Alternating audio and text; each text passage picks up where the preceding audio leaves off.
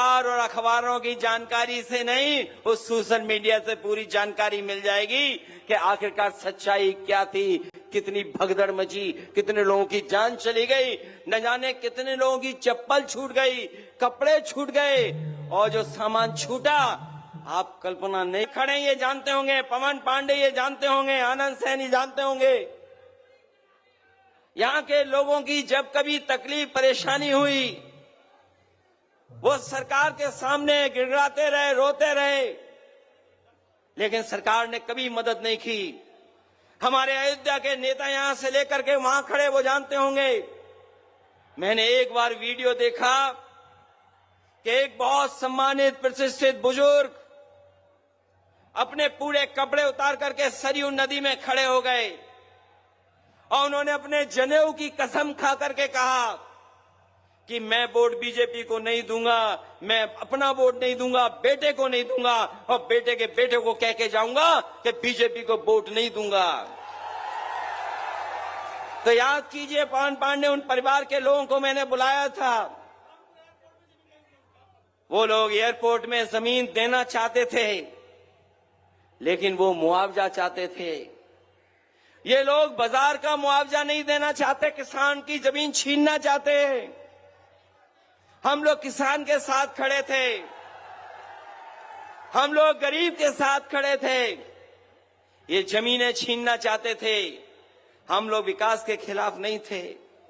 अयोध्या के तमाम व्यापारी जिनकी दुकानें टूट गईं, मुख्यमंत्री जी का बुलडोजर आया और बुलडोजर ने उन व्यापारियों की दुकान तोड़ दी, किसी को मुआवजा नहीं दिया। कई व्यापारी बहुत गरीब थे, रो रहे थे, पीड़ित थे, परेशान थे। अगर उनका किसी ने दुख दर्द समझा, उनकी बात को किसी ने उठाया, तो हम समाजवादी लोगों ने उनकी मांग की कि उनको न्याय मिलना चाहिए। और आज भी मैं कहता हूं, हमारे लखनऊ वाले से बड़े दिल्ली वाले वाराणसी को क्यूटो बनाना चाहते थे। गूगल कर लेना क्यूटो, और बनारस की गलियों को पता कर लेना। उन्हीं से सीख करके हमारे जो लखनऊ वाले हैं, वो गोरखपुर बड़ा शहर नहीं, वेनिस बनाने की तैयारी में हैं। जब भी बरसात आएगी, सड़क पे नहीं, आपको नाव से चलना पड़ेगा। अयोध्या का विकास समाजवादी लोग रोक नहीं सकते। और मैं आज भरोसा दिला के जा रहा हूं आपको, 2027 में समाजवादियों की सरकार बनेगी और अयोध्या को वर्ल्ड क्लास सिटी बनाने का काम करेंगे।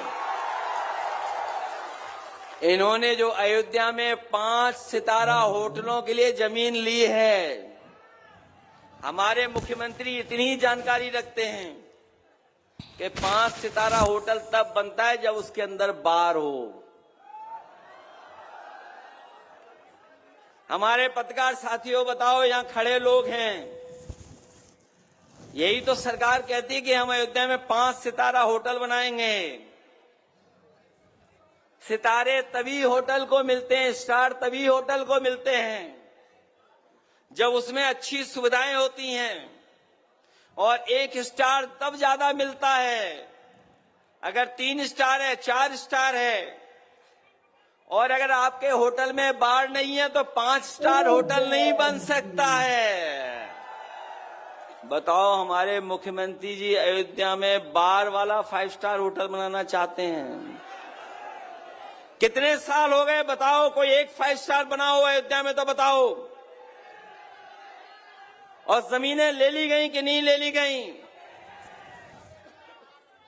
और अगर जो नारा दे रहे हैं हमारे मुख्यमंत्री जी, कोई नारा देते हैं कि खाली जमीन को लेकर के कोई नारा देते हैं, अरे हम तो उनसे कहेंगे सरकार हमारी नहीं है, अयोध्या की रजिस्ट्री सार्वजनिक कर दो, अपने आप पोल खुल जाएगी। कौन है सबसे बड़ा भूमाफिया? अगर कोई सबसे बड़ा भूमाफिया है उत्तर प्रदेश में, तो सब भारतीय जनता पार्टी के लोग हैं। बताओ, भारतीय जनता पार्टी के लोग भूमाफिया हैं कि नहीं हैं?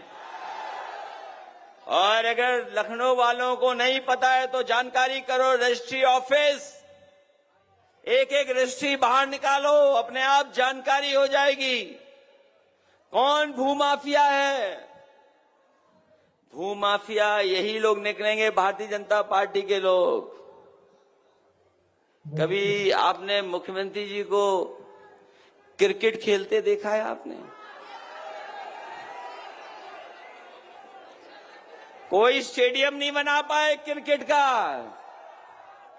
एक स्टेडियम कभी नेताजी ने अयोध्या में दिया था, वो भी अभी पूरा नहीं हो पाया। हम आपको भरोसा दिलाते हैं अपने क्रिकेट प्रेमी और नौजवानों को, समाजवादी सरकार आएगी तो एकाना जैसा वर्ल्ड क्लास स्टेडियम यहां बनाने का काम करेंगे हम लोग। और मैं इसलिए बोल रहा हूं, इन्हें जब शपथ लेनी होती है तो देखते हैं कि समाजवादियों का स्टेडियम कौन सा है, उसी में शपथ लेंगे। बताएं कि समाजवादियों के बनाए हुए स्टेडियम में शपथ ली इन्होंने कि नहीं ली, बताएं हमें ये। इसलिए इनके चक्कर में मत पड़ना कि लड़ाई अभी खत्म नहीं हुई है। ये लोग संविधान के पीछे पड़े हुए हैं। जब जब इन्हें मौका मिलता है संविधान की धज्जियां उड़ाते हैं। सोचिए, हम आप लोग अपने बहुत सारे साथी जो पुराने समाजवादी हैं और आज भी जो लोग समाजवादी आंदोलन को मजबूत कर रहे हैं, वो जानते होंगे कि बाबा साहब भीमराव अम्बेडकर जी हमारे भगवान की तरह हैं। हम लोगों ने हमेशा उनको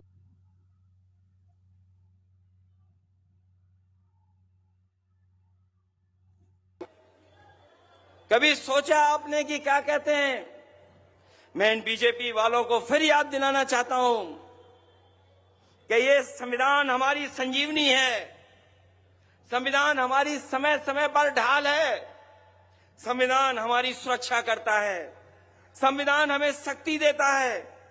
संविधान हमारी रक्षा कवच बन करके आता है। यही संविधान हमारे पीढ़ी समाज का, परिवार का प्रकाश स्तंभ है।